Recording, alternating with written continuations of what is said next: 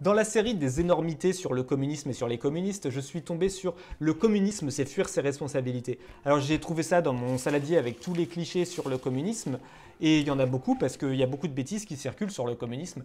Mais celui-là, il est quand même assez énorme, parce que c'est exactement l'inverse. C'est le capitalisme qui fuit ses responsabilités. C'est les gens qui disent ça qui fuient leurs responsabilités. Alors pourquoi il y a des gens qui disent ça? Vous allez me dire, est-ce qu'il y a vraiment des gens qui disent ça? Oui, oui, oui, oui, oui. Même beaucoup de gens, la majorité des gens disent ça. Ils disent ça quand ils vous disent, par exemple, traversez la rue, vous allez trouver un boulot.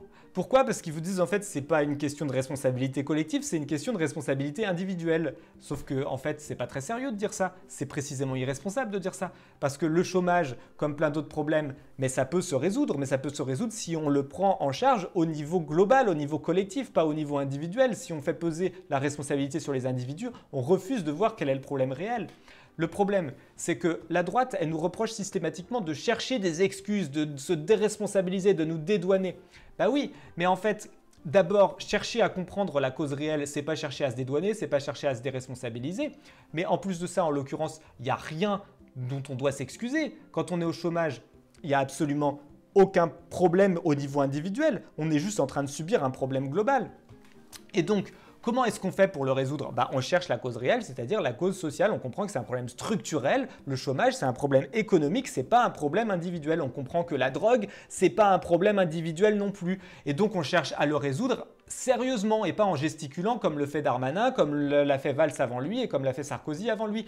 On se dit, comment on fait pour résoudre la drogue? On regarde, ok, on va la légaliser parce que comme ça, on va pouvoir lutter contre le trafic de drogue. Ensuite, on va pouvoir aider les gens qui sont drogués, etc., etc. En fait, on prend ça en charge à un niveau collectif. On ne se dit pas, ce drogué qu'il a raté sa vie, quel gros naze. Ça marche pas en fait, ça n'a jamais marché nulle part et ça marchera jamais. Et pareil pour le mal logement par exemple, au lieu de se dire que les gens qui sont dehors finalement ils ont raté leur vie, non, on se dit il y a un problème structurel avec le mal logement et par exemple on généralise les HLM. Partout dans le pays, on construit des logements sociaux et là on arrive à lutter contre le mal logement. Mais si on fait ça, là on prend les choses au sérieux, mais on les prend à un niveau social, pas à un niveau individuel.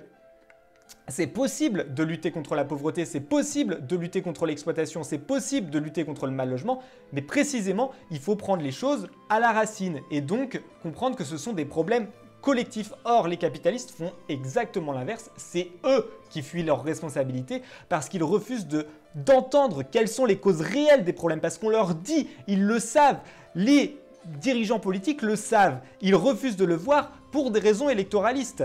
Alors il y a des gens qui se font avoir là-dedans, mais il faut faire passer ce message. Il faut impérativement faire passer ce message. Bien sûr que non, ce n'est pas une responsabilité individuelle. La plupart des problèmes qu'on connaît et qu'on vit dans notre quotidien sont des problèmes politiques qu'on peut résoudre au niveau social.